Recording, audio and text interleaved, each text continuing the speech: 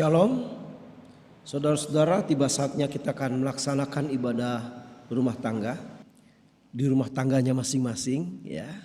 Untuk itu lebih dulu kita memohon kehadiran Tuhan, mari kita bersatu teduh.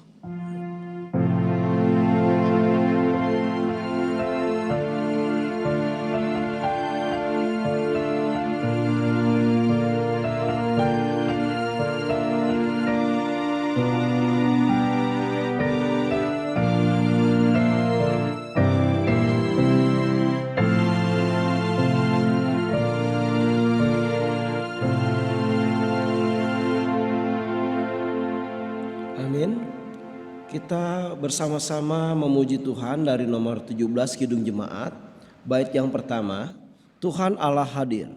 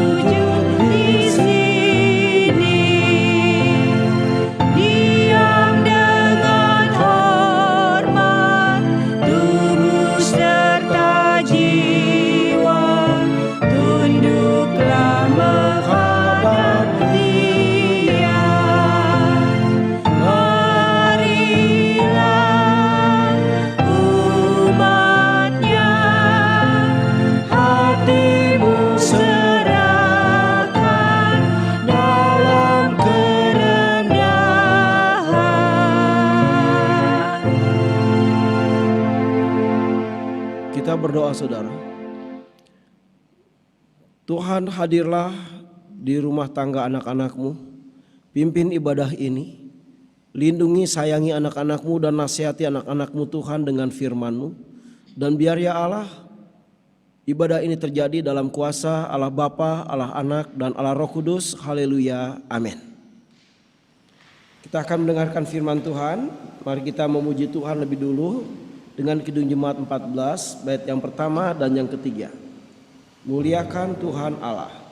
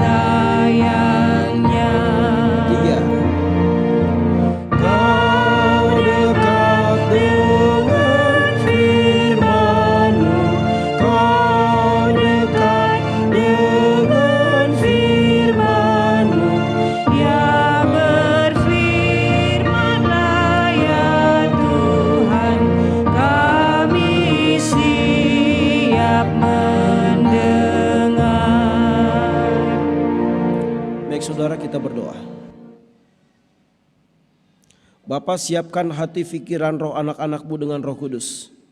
Ya Bapa, berbicaralah, biarlah firman-Mu menjadi penasihat, jadi gembala buat kami. Kami siap untuk menerima didikan firman Tuhan. Urapi hamba-Mu untuk menyampaikan kebenaran firman-Mu. Semua kuasa jahat yang mengganggu hati pikiran roh anak-anakmu, kami tengking, kami hancurkan di dalam nama Yesus. Bapa, bersabdalah, anak-anakmu siap mendengarkan, hamba-Mu siap menabur firman. Dalam nama Yesus, haleluya, amin. Saudara, tema hari ini adalah sabar. Pembacaan firman Tuhan dari Roma 12 ayat 9 sampai 14. Roma pasal yang ke-12 ayat 9 sampai 14.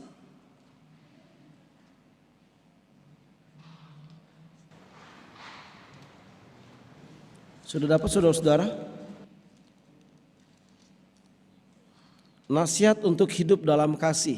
Saya akan bacakan, saudara mungkin bisa mengikuti di rumah ya. Nasihat untuk hidup dalam kasih. Hendaklah kasih itu jangan pura-pura. Jauhilah yang jahat dan lakukanlah yang baik.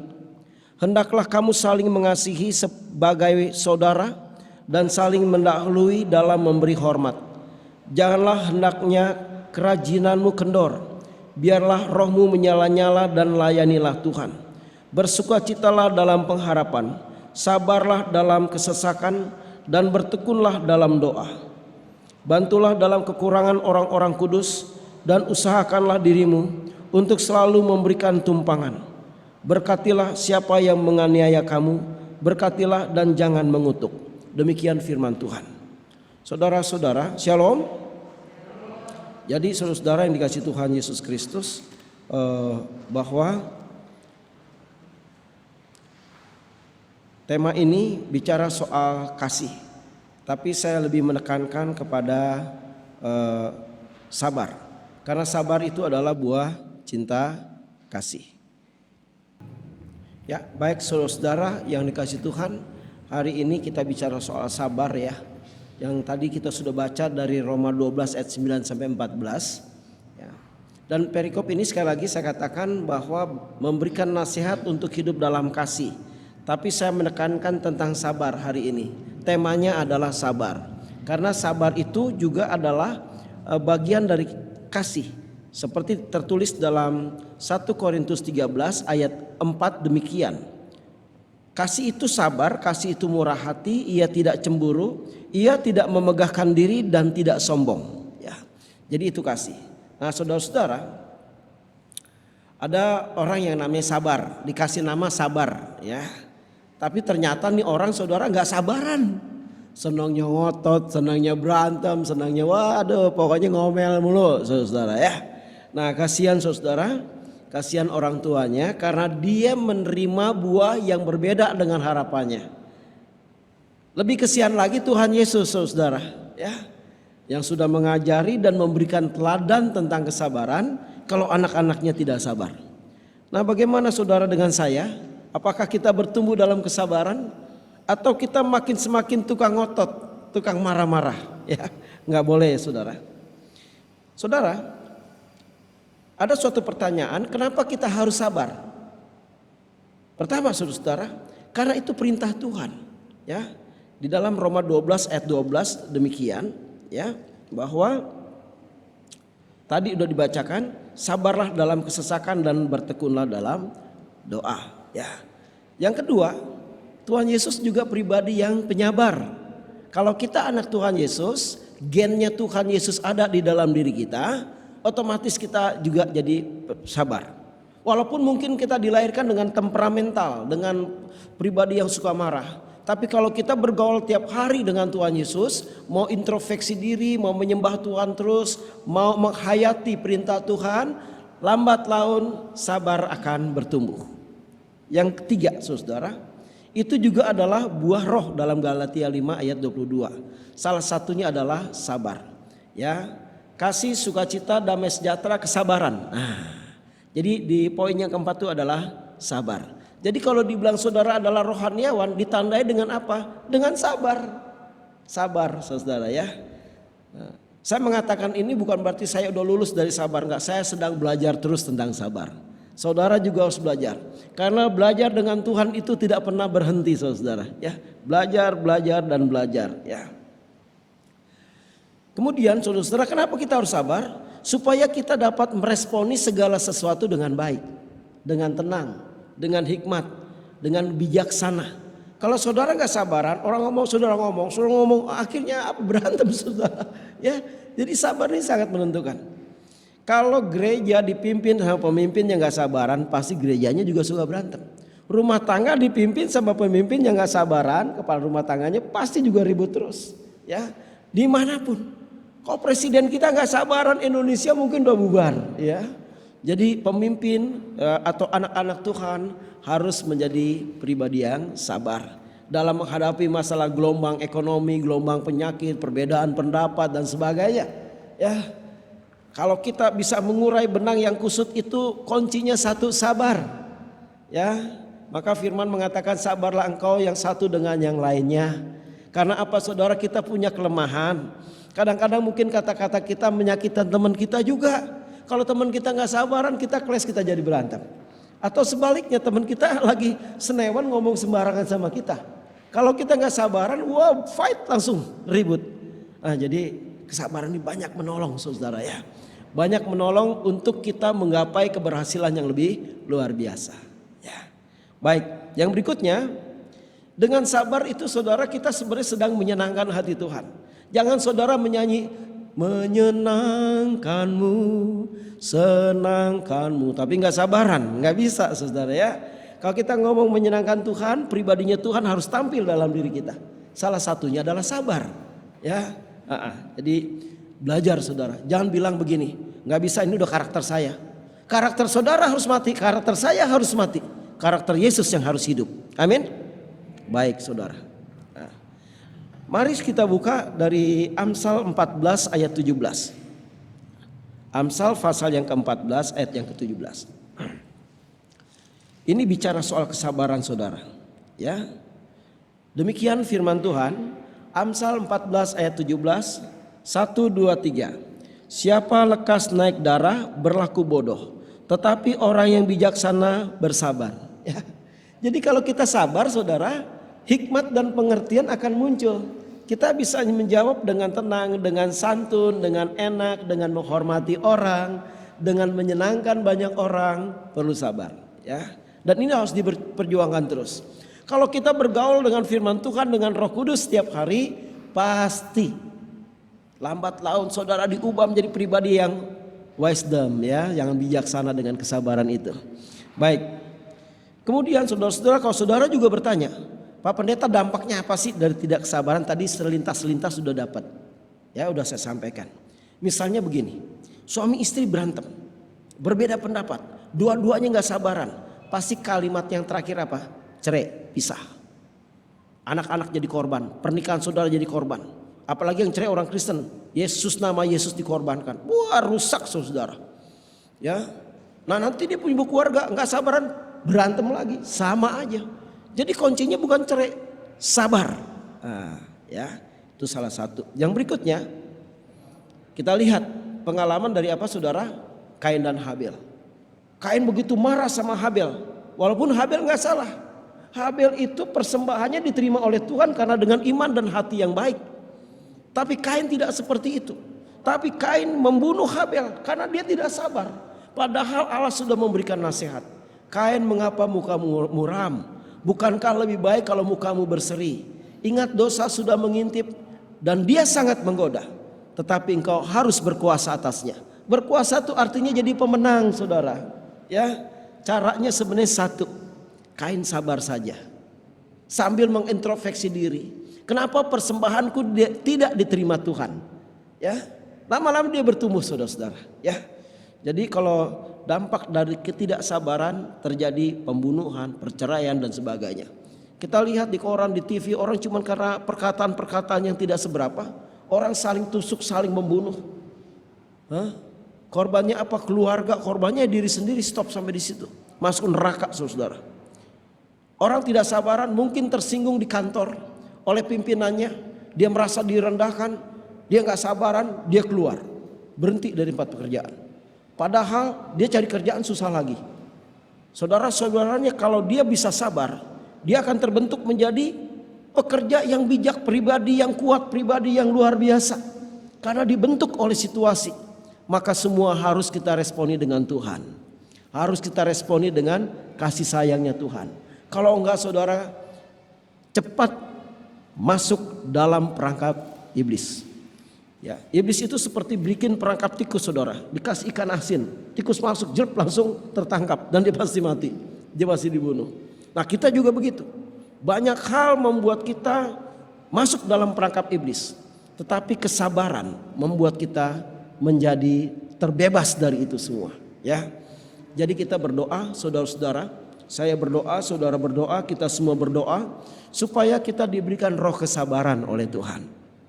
Tiap hari dalam mendidik anak, di dalam menjumpai suami, menjumpai istri, tetangga yang dan sebagainya, teman-teman di kantor, di jalanan ya, yang kadang-kadang memicu amarah kita. Tapi firman mengatakan sabarlah engkau Ya. Baik saudara-saudara. Pertanyaan yang berikut, Pak Pendeta, bagaimana membangun kesabaran? Ya bergaul dengan Tuhan. Baca firman-Nya, renungkan firman-Nya, sembah Tuhan, doa puasa. Saudara sedang menyerap kasih kuasa Tuhan. Saudara sedang menyerap pribadinya Tuhan. Saudara sedang menyerap Tuhan. Ini perlu saudara. Ya, nah sekarang saudara banyak waktu untuk di rumah. Saatnya saudara untuk merenungkan firman Tuhan. Bersaat teduh, merenungkan diri kita di hadapan Tuhan. Udah mirip belum kita sama Tuhan? Nah saudara, ini perlu sekali ya. Nah saudara-saudara, yang berikutnya tadi, kita tidak reaksional, tidak cepat memberikan respon terhadap hal-hal yang membuat kita kesal atau tersinggung. Diam dulu, tenang dulu, berdoa dulu, minta hikmat Tuhan dulu, baru kita bicara. Pasti kita akan tidak terjebak dalam segala perselisihan, ya. Karena saudara-saudara, iblis itu banyak saudara-saudara, merusak gereja, merusak rumah tangga, merusak jabatan kita lewat ketidaksabaran, lewat ribut saudara. Tapi kalau kita sabar, kita pasti akan aman, ya. Baik saudara, kemudian kita harus berjaga-jaga setiap hari sama Tuhan. Tiap hari berdoa, di jalan, di rumah, menyembah Tuhan terus menerus. Supaya hati kita terkontrol, pikiran kita terkontrol, perkataan kita terkontrol, ya, emosi kita terkontrol, semuanya terkontrol. Dan ini perlu sekali, ya. Kemudian hal yang paling hebat apa saudara? Berkati musuhmu, berkati orang-orang yang berbuat jahat padamu, engkau akan jadi pemenang. Hatimu tidak terluka, iblis tidak punya pijakan terhadap dirimu. Karena apa? Ada kuasa yang sedang didemonstrasikan, yaitu kuasa Tuhan, ya. Ketika saudara memberkati orang-orang yang menyakiti saudara, disitulah kerajaan Allah sedang nyata. Disitulah kebenaran Tuhan sedang dinyatakan. Disitulah kemenangan terjadi. Saudara, saya ingin baca Matius pasal yang kelima. Saudara kalau bisa di rumah baca Matius pasal yang kelima, ayat 44 dan 45 saudara. Matius 5 ayat 44 dan 45 demikian. Tetapi aku berkata kepadamu, kasihilah musuhmu dan berdoalah bagi mereka yang menganiaya kamu. Karena dengan demikian kamu menjadi anak-anak Bapamu yang di sorga, yang menerbitkan matahari bagi orang yang jahat dan orang yang baik, dan menurunkan hujan bagi orang yang benar dan orang yang tidak benar. Jadi Tuhan menginginkan kita supaya kita semakin hari semakin serupa dengan Dia. Dan saudara, waktu kita mengutuki musuh, iblis makin kuat di dalam diri kita dan di dalam orang itu. Tetapi waktu kita memberkati musuh, kita sedang menghancurkan iblis yang berusaha mengerorong kita dan juga orang itu. Akhirnya kasih Tuhan akan mempersatukan kita. Ya, itu ada rahasia rohnya saudara, bukan asal bunyi. Yesus itu mengajar ada suatu rahasia rohnya. Dan rahasia ini bisa ditemukan dari orang-orang yang mencari, orang-orang yang bergumul. Kenapa Yesus bicara soal itu? Ternyata supaya tidak ada kepahitan, tidak ada kekecewaan, tidak ada dendam, tidak ada marah, tapi sabar Tuhan mengalir dalam diri orang itu.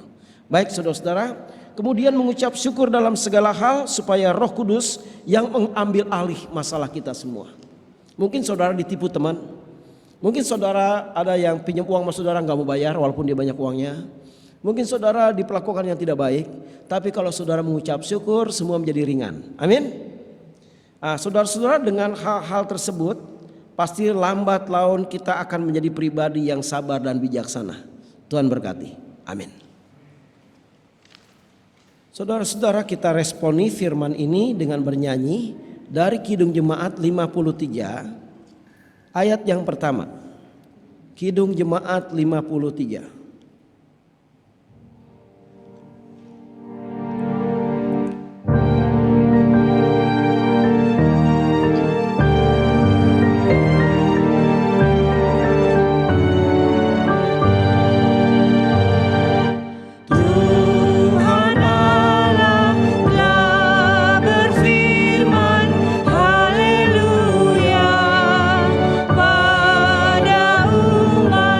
Sabda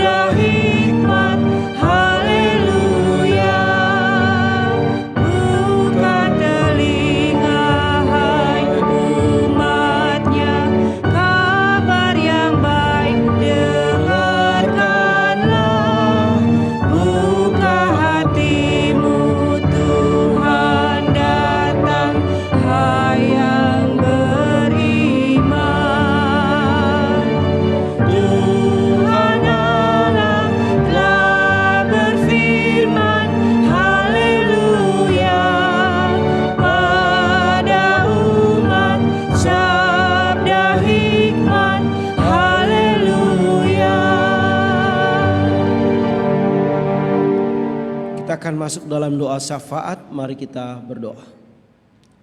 Bapa, meteraikan firman-Mu dalam hati, pikiran, roh anak-anak-Mu, supaya Tuhan kami berjuang terus untuk memiliki pribadi yang sabar, supaya roh hikmat dan pengertian menyusul.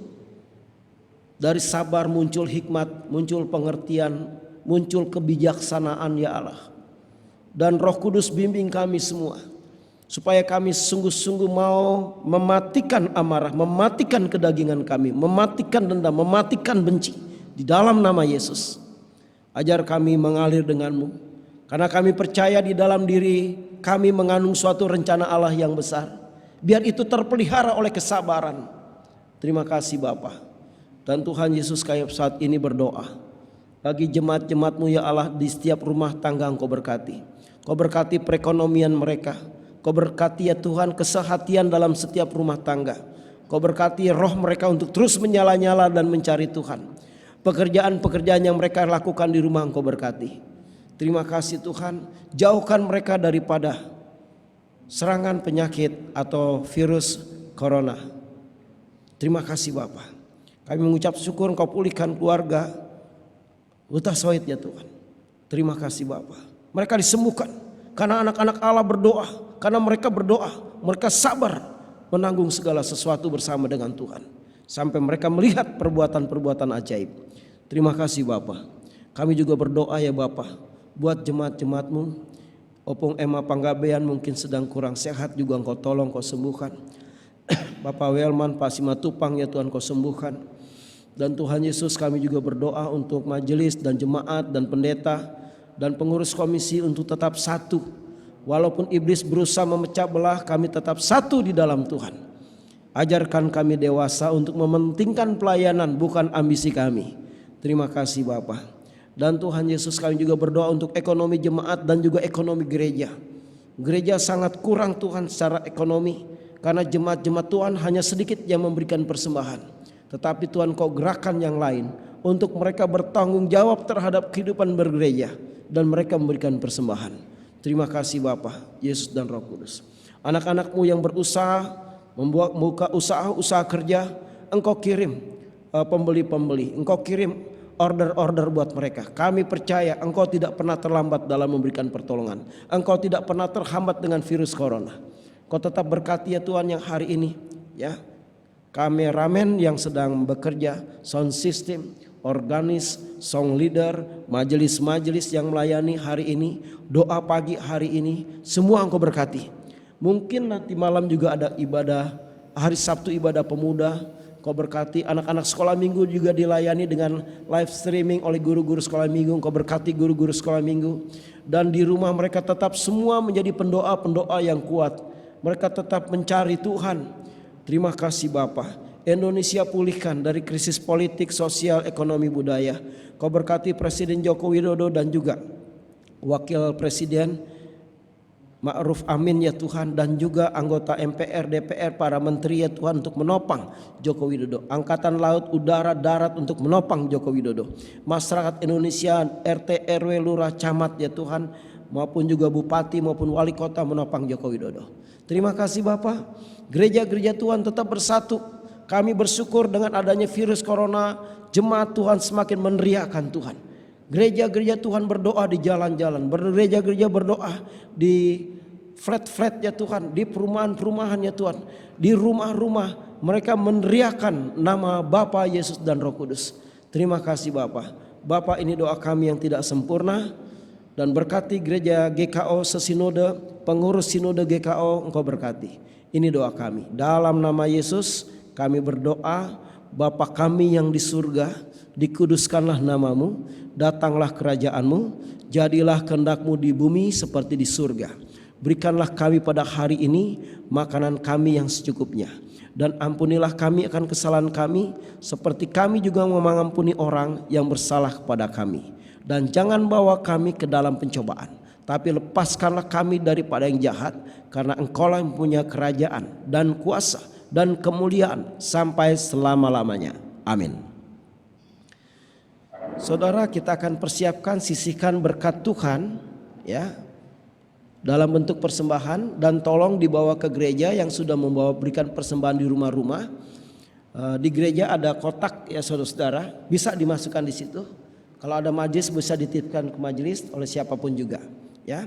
Mari saudara kita memuji Tuhan dari Kidung Jemaat 455.